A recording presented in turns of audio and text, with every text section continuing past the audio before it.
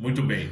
Entre os grandes conselhos que o meu querido professor Olavo de Carvalho já passou pessoalmente para mim e ele passa para os seus alunos, né, com bastante frequência, é o buscar a origem das ideias e a origem dos movimentos, né? Ou seja, para bem conhecer as coisas, precisamos saber onde se originaram, como se originaram e quais as suas consequências, né?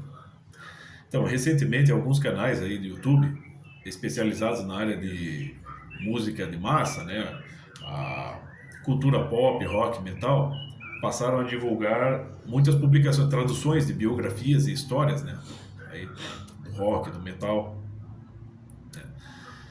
São lançamentos aí, né, lançamentos bastante recentes. E até no canal lá do Gastão Moreira, ele estava fazendo um merchandising para a editora Estética Torta, né, de algumas biografias e histórias aí da música, né, no século XX.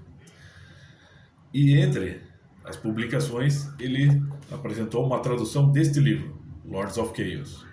Eu tenho ele assim, em apostila, né, há uns 15 anos eu consegui isso em PDF, e já naquele tempo, né, há uns 15 anos atrás, eu decidi imprimi-lo, encaderná-lo, e agora estou relendo, né, ele está em inglês, para mim basta.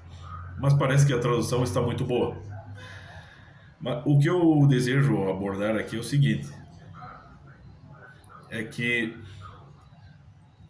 a partir desse critério do professor Olavo de Carvalho, que eu acho bastante importante, você tem que entender que tudo o que ocorre aqui, o que é contado aqui nesse livro do Lords of Chaos, não ocorreu à toa, né?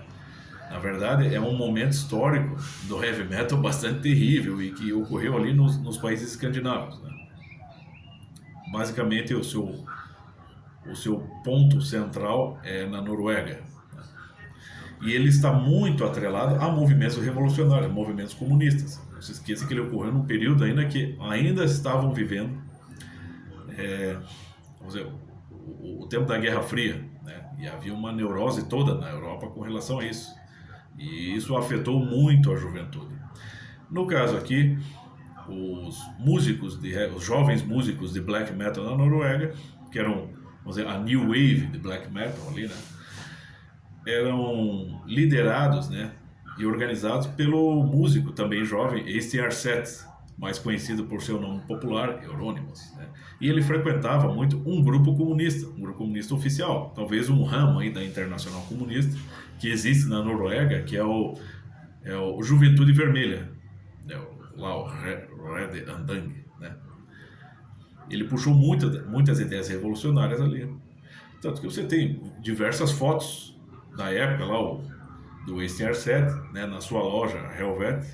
No escritório dela você tinha pôsteres de Pol Pot, de Stalin, Lenin, né? Estava explicitamente envolvido com isso. E a questão era ser explicitamente anticristão, subversivo e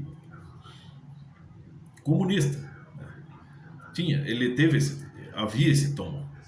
Esse tom no movimento estava ali, né? Então é claro que para entender isso, seguindo esse conselho do professor Olavo, para você entender bem, antes de começar a ler o livro Lords of Chaos, leia este livro, este clássico da literatura universal, que é Os Demônios de Dostoiévski. É uma coisa que eu sempre gosto de chamar a atenção aqui no meu canal, porque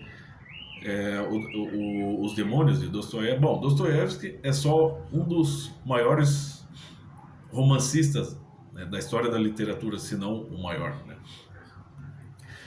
E ele basicamente prevê todo o bolchevismo, né? Toda a Revolução Russa que culmina em 1917 com a instalação da União Soviética, né? Do regime totalitário que, né, dispensa apresentações, né?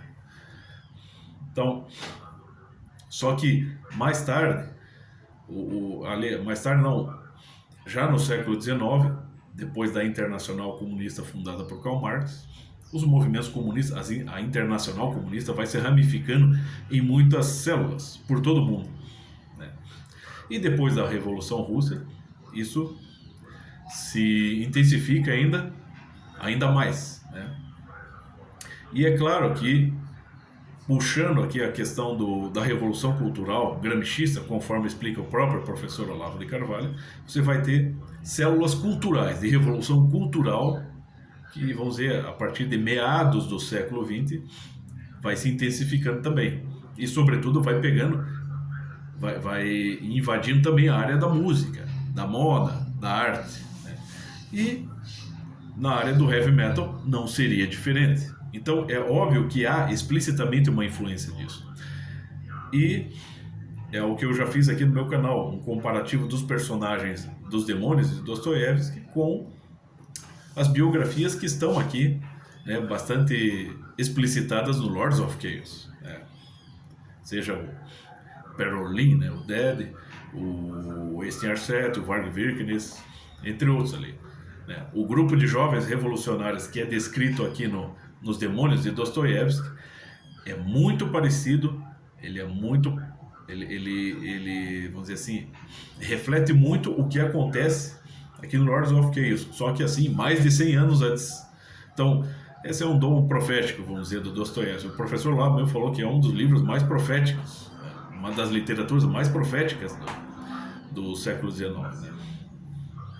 Então, e o Lords of Chaos, vamos dizer assim, conta mais ou menos um reflexo disso que o Dostoiévski já previa no século XIX. Então vale a pena. Então, sempre buscar a origem das ideias. Porque eu vi que o Gastão Moreira, ele colocou, eu não sei se o Gastão Moreira está tendo tempo de ler isso aí, né? Então ele simplesmente está falando, é uma coisa curiosa para você entender aí, né? É uma história muito louca. Não, isso não é uma história, Gastão Moreira. São fatos, né? São fatos bastante terríveis, né? E neles estão envolvidos jovens que infelizmente foram contaminados com movimentos revolucionários. Isso é evidente para qualquer pessoa que esteja seriamente comprometida a entender as coisas, entender a realidade. Então, é isso. Leia o Lords of Chaos, mas antes de ler o Lords of Chaos, prepare-se. Leia Os Demônios de Dostoiévski, que você vai entender. Você vai poder fazer uma ponte, um mapeamento histórico da coisa, ok? É isso aí.